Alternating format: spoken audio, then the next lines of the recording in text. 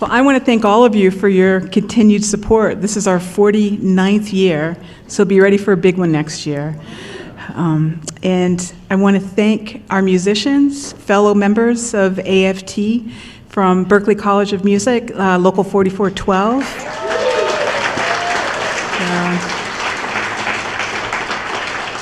So thank you to David Thornscott and Philip Grenadier. I want to thank the catering staff as well. They're members of the UFCW, Local 328.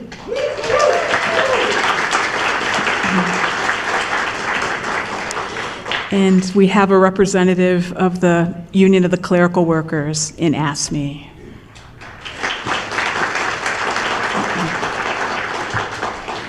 So I'm very proud to let you know that this is a 100% union campus.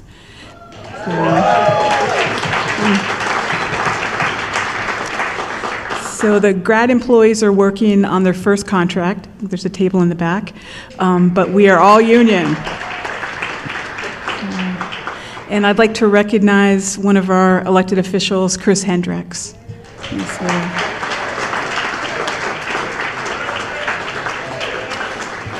So UMass Dartmouth has a higher percentage of students receiving Pell Grants for students of lower income families. And last week, UMass Dartmouth announced free tuition and fees being paid for students from families that make less than $75,000 a year.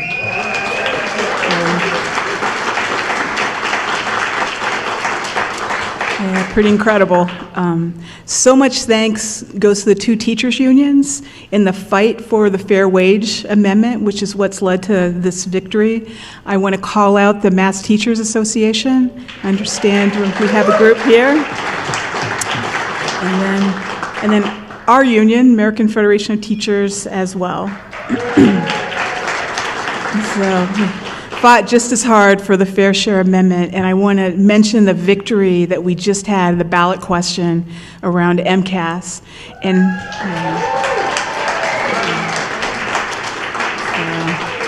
so for folks who don't know, that's the high stakes test that has prevented some students from graduating from high school.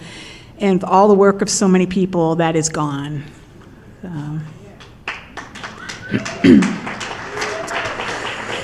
So I want to talk about the election 1 week ago. I think you can't be here and not talk about it. But I do want to point out that we have not, the Constitution here, we have not lost the freedom of speech. We have not lost the freedom of the press, and we have the right to assemble. And this is the core, right? This is the core of the labor movement, and it's the core of social change work they're able to do by working together. And I want for folks to remember that 49% of people who voted endorsed a different vision. So 49%, it makes me think the First Amendment is not going away. So. And I want to mention the people, the good working class people of Fall River, who for the first time went red. And there's an article in the Boston Globe today about that. And I think that it's our responsibility to listen and to understand why people vote the way that they do. We need to listen respectfully and try to understand where we're coming from, because it's not going to change unless we're able to work together as much as possible. And we're all going to be impacted by the election results. We have some insulation being in Massachusetts to a degree. There are immigrants here tonight that are going to be under fire, and we need to figure out how to support them.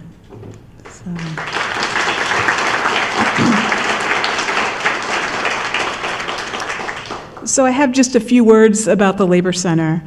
I appreciate everyone's support. I wasn't here last year. I was on medical leave, and point of personal privilege, if you have a heart murmur, get it checked out.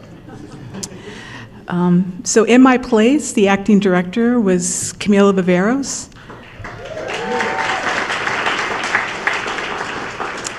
And Camille brought the Reverend Barber, which was such a coup to have such a important figure connected to faith communities to come. And I heard his speech on our podcast channel, and so if others who weren't there would like to hear his speech, I had to listen to it a couple times to catch it all. It's available online, and we'll be hearing more about the podcast series from Jim Snow. Camille continues his work with student engagement, student retention, and creating meaningful internships. Over the summer, he organized a conference around art and organizing, and we started student scholarships. So we had our first this year. Next year, we'll have 2, and I think many of us here remember Kathy Cassavant of Unite Here. And we're so glad to be able to have a scholarship in her name. So I just want to thank again Ida Almeida, Camille Viveros, and Jim Snow for keeping it going and having the center thrive.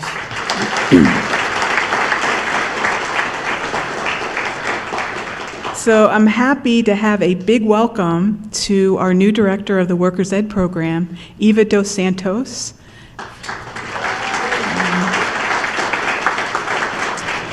And I don't think they're willing to stand up, but we have 3 teachers that are hitting 25 years of service to the Workers Education program.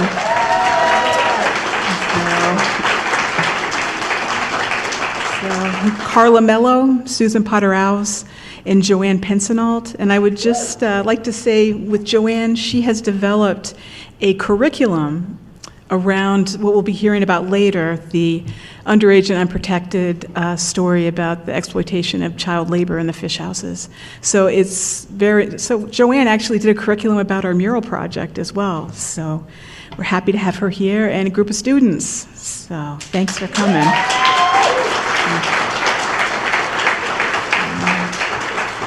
So we're proud to have 338 adult learners that are part of the Labor Center in downtown New Bedford.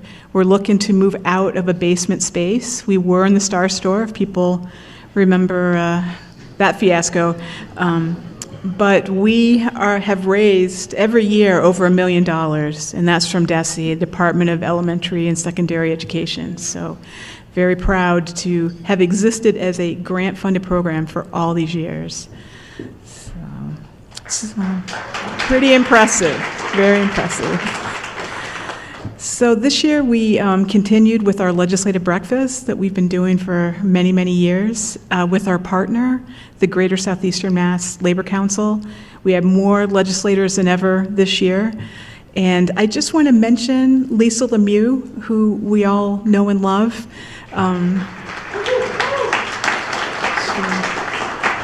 She has done the smart thing to completely take the week off after the election.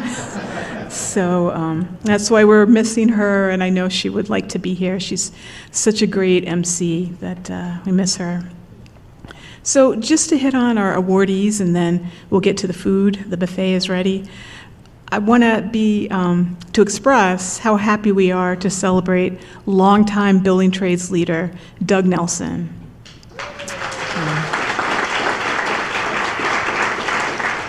So Doug is from the International Brotherhood of Electrical Workers, Local 223, and he's been a visionary in getting the Building Trades South program up and running for women and people of color to get into the trades. So really appreciate his work. And we have a bright spot. Hopefully all of these are bright spots with the awardees. It's the courageous Teamsters, Local 59, who have been on strike and won for a writer.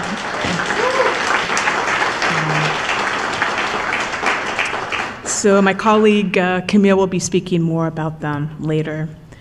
So we have special, never done this before, awardees who are journalists from the Public's Radio, Frontline, PBS, who over at least a year, if not 2, wrote an incredible article, which is also a podcast, and there's also video, about the exploitation, the hyper-exploitation of child labor on the waterfront. And it's so important to get to have that kind of information out in great detail.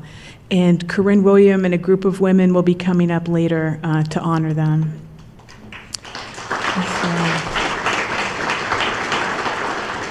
And finally, we could not be more honored than to have President Randy Weingarten here with us tonight.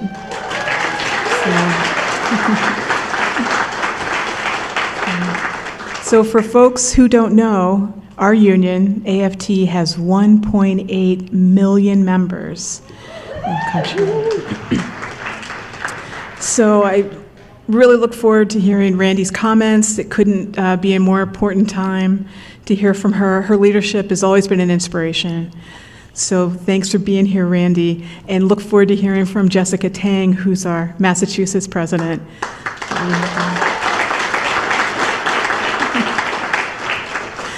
So I would love to recognize everybody. We do have on the screens, everybody rolls through who's been able to donate, and then just being here is being supportive. So keep your eye out for the ads that are running, and particularly our community partners that will also be running on the screen. So it's great to be here. Looking forward to the program. I understand the food was really good last year, and hoping for another year of good food. I will open the process for the buffet to begin. So thank you, everyone.